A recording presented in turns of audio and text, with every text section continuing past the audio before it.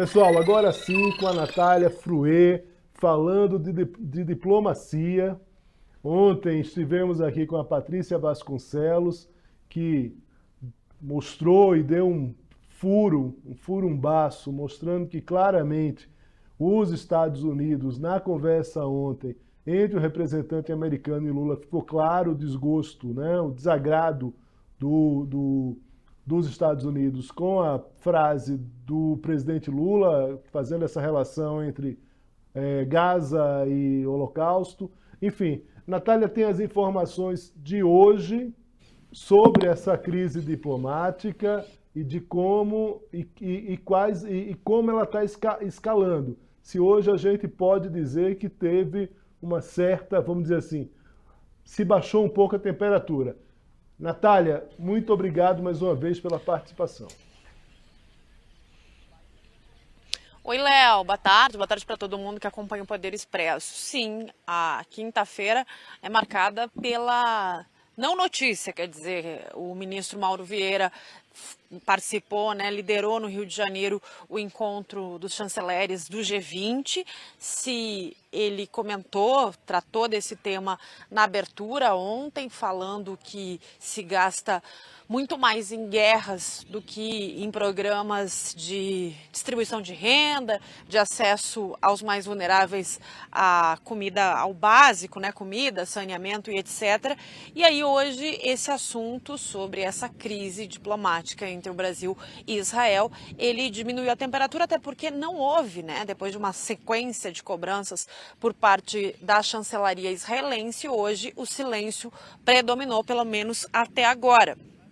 Ao que tudo indica, é um sinal também de que Israel vai segurar o seu ímpeto, até porque o embaixador de Israel aqui no Brasil, ele recebeu essa informação de que o governo brasileiro não descarta uma expulsão, não quer tomar essa atitude. Essa é a fala das pessoas com quem a gente conversa, que são próximas ao ministro Mauro Vieira. É uma medida extrema, não quer tomar essa atitude, mas inclusive na conversa que Mauro Vieira teve com Daniel Zonshine no início da semana, ele sinalizou também isso, quer dizer, se os ataques continuarem, se as ofensas continuarem, é possível que isso aconteça. E aí agora a gente fala aqui do Palácio da Alvorada, Léo, porque o presidente Lula, um dia depois de receber o secretário de Estado americano Antony Blinken, ele está recebendo neste momento o chanceler russo Sergei Lavrov. E por que tem representatividade receber Sergei Lavrov no dia de hoje? Porque nós estamos a 2 dias da guerra entre Ucrânia e a Rússia completar 2 anos. Se sabe que o presidente Lula, em todas as intervenções que inclusive geraram polêmica e geraram desgaste muitas vezes, é sempre pedindo paz e fazendo. Só que se sabe também que o governo brasileiro fez gestos para a Rússia, fez na gestão passada do ex-presidente Jair Bolsonaro e fez agora também. Então, esse encontro também é importante.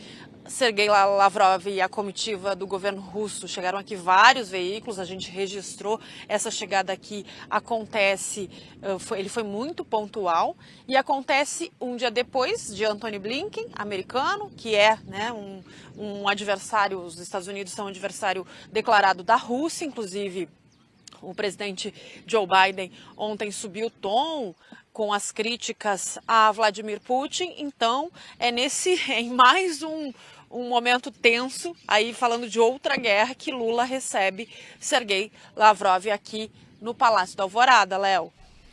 Natália, eu queria mudar, e aí você fique à vontade aqui para trazer de novo a volta aqui dessa questão diplomática, até porque eu acho que a partir de agora, né, a gente não consegue prever os fatos, né, mas a gente consegue ter uma agenda. E a gente sabe que tem ali, claramente, a partir dessas 72 horas, até por conta desse depoimento do Bolsonaro de hoje, esse não depoimento, vamos dizer assim, há claramente uma expectativa em relação a esse ato de domingo, que é um ato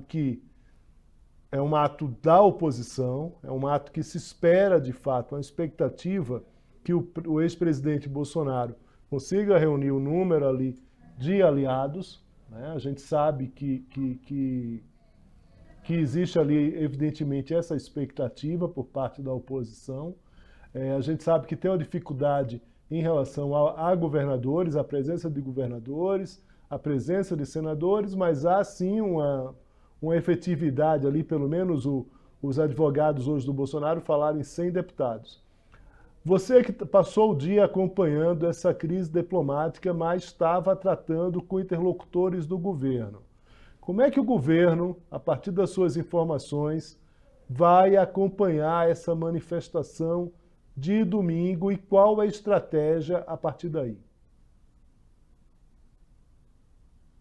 Bom, a expectativa de integrantes do Palácio do Planalto, eles não estão subestimando não esse ato, eles acreditam que sim, eles reconhecem a capacidade do ex-presidente de mobilização, principalmente com essa ajuda do pastor Silas Malafaia, mas o que se fala entre os integrantes do governo é que não vai ter o impacto que o ex-presidente espera para o que ele quer, que é uma defesa, que é muita gente na rua para barrar as decisões do judiciário que possam prejudicá-lo.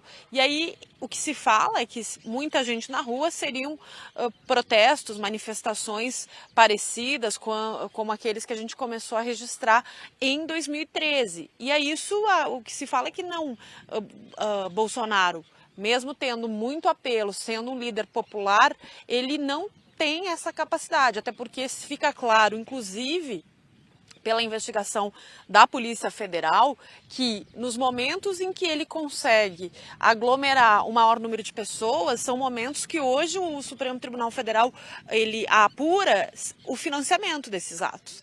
Então, eles acreditam que sim, que vai ser um ato que pode reunir aí 10 mil, 15 mil pessoas, mas não mais que esse número, porque a gente recorda, por exemplo, o 7 de setembro de 2021, quando na esplanada dos ministérios, o governo dizia na época que se reuniu chegou a falar em 1 milhão de pessoas, aí depois a PM do Distrito Federal negou que tivesse 1 milhão de pessoas na esplanada dos ministérios, mas o fato é que tinha bastante gente, eram com certeza mais de 100 mil pessoas na esplanada naquele 7 de setembro. Hoje o judiciário sabe que não foi orgânico o protesto, que eram protestos, que eram manifestações financiadas por grupos ligados ao ex-presidente. Então, a avaliação hoje é essa, que quem financiou lá atrás, hoje muitos estão sendo investigados, então não fariam isso hoje e que por isso tem um teto para essa mobilização de Bolsonaro. É uma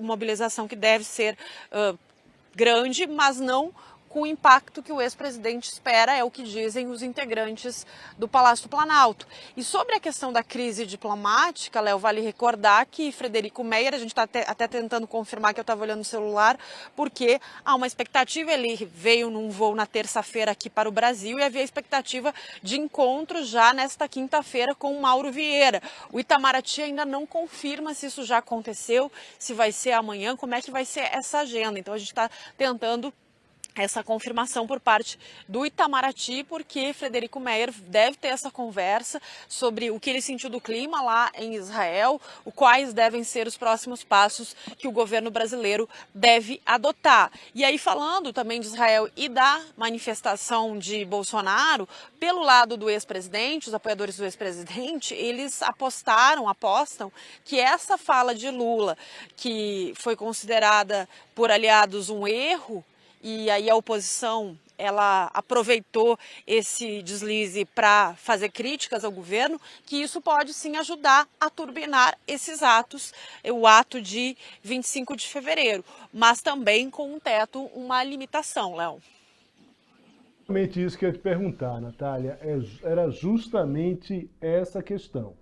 Porque a gente sabe que, é engraçado, né? Porque quando a gente vai para os especialistas e para a universidade, tem gente que diz o seguinte, olha, a reação de Israel em relação a Lula não foi algo espontâneo, foi algo pensado por conta da manifestação de domingo. E tem outro grupo de acadêmicos, também mais simpático, a depender da situação, mais simpático o governo, que diz, não, o Lula sabia o que estava fazendo e estava querendo, de fato, polarizar. E nessas duas leituras que eu estou te passando aqui, evidentemente que tem uma série de leituras, mas nessas duas leituras, sim, havia ali uma tentativa de polarizar essa manifestação, o que acabou acontecendo. Eu frequento vários grupos da esquerda e grupos da direita, né? No WhatsApp, a gente, como jornalista, tem que fazer alguns movimentos ali para entender as contextualizações, fazer leitura de números e pesquisa, mas também conversar com as pessoas, né? E é claro que essa declaração do presidente Lula acabou polarizando a partir também da escalada e da resposta de Israel, enfim. E aí isso eu queria saber de você. Neste momento, fechando a semana, hoje é quinta-feira, a gente já tem aí, a declaração do presidente Lula foi no domingo, a gente já tem aí mais de 5 dias, efetivamente, da declaração. Nesse momento, os estrategistas do governo acreditam que essa declaração do Lula polarizou a ponto de ser favorável para essa manifestação do Bolsonaro. De alguma forma, você já começou a responder essa pergunta, mas eu queria que você detalhasse um pouco mais para a gente.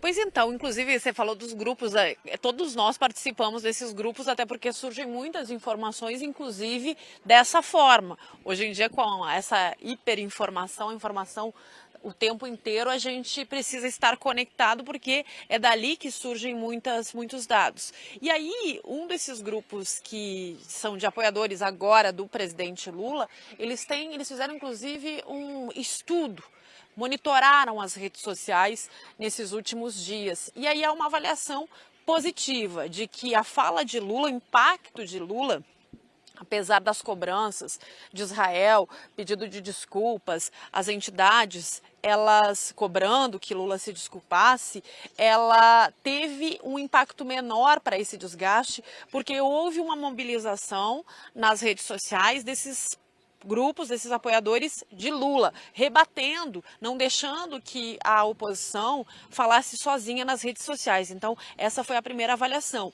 E aí, isso também, eles avaliam que, diante dessas informações, desses dados, isso mostra que não vai ter o impacto que os aliados do ex-presidente Bolsonaro esperam para o ato de domingo. A gente sabe que a gente faz projeção, vai acompanhando os fatos dia a dia e que a gente só vai confirmar isso no dia 25 mesmo, Léo. Mas o que a aposta aqui é que o impacto vai ser menor do que se está esperando pelo lado do ex-presidente Jair Bolsonaro, Léo. Natália, muito obrigado mais uma vez aqui pela participação, pela gentileza. Quer falar mais? Vamos lá, continua. Eu só queria, a gente está aqui na Alvorada também porque depois de Lavrov, o Lula deve receber o presidente da Câmara, Arthur Lira, e as lideranças da Câmara.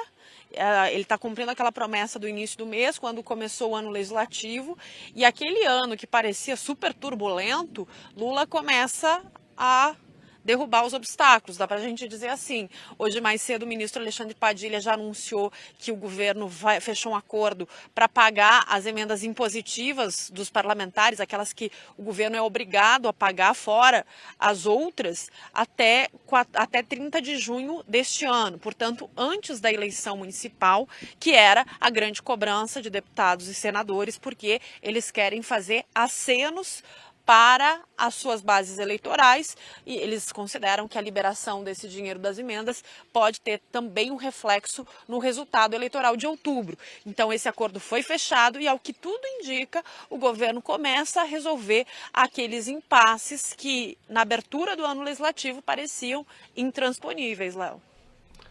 Natália, aí sim, agora com todas as informações completas, muito obrigado aí por esse adendo importantíssimo em relação a esse encontro de Lira com Lula. Com Lula. Natália, muito obrigado, forte abraço, bom trabalho. Abraço, valeu.